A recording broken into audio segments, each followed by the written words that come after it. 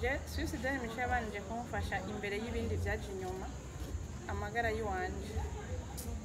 Je ndibuka yuko umugabo yinjiye muri suicide afite ikibazo ca estoma, yari imereye nabi kuva nkiri umwana muto niga septième.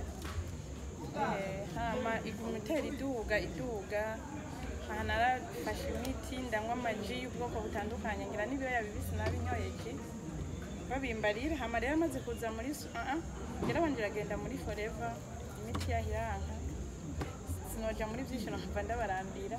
Hama ndibuka ko iyi societe yayijemo jewe nyinyegeje kubera nari naramwankiye yuko atabindi bintu yosubira kuzarajamwo bivanye n'imiti yari yampaye kuko umengo yanyangereje estoma sinzi ko nayifata nabi.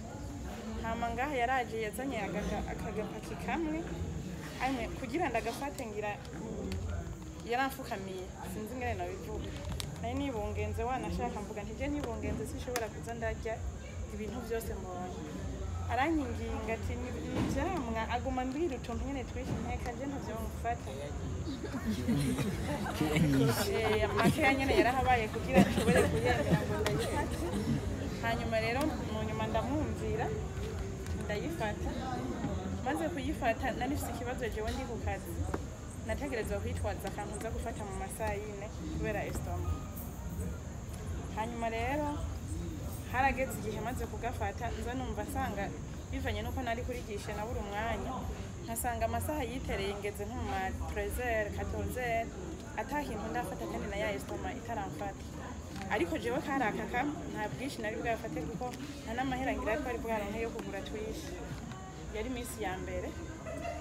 Amajenshi ndabwira umugabo nti ivyo byose kajya kantu wanzaniye karashaka kuba karamfashije estoma nikinja biya masaha gusa nafunguye ku masaha.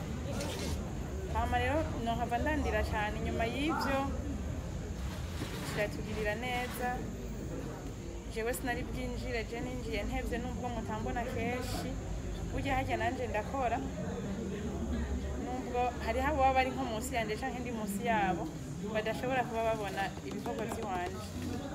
Jewe nk'isysteme ndahaza gake ariko ndi mu bantu ngira bashobora kuba bafasha kurondera abo umugabo yigisha.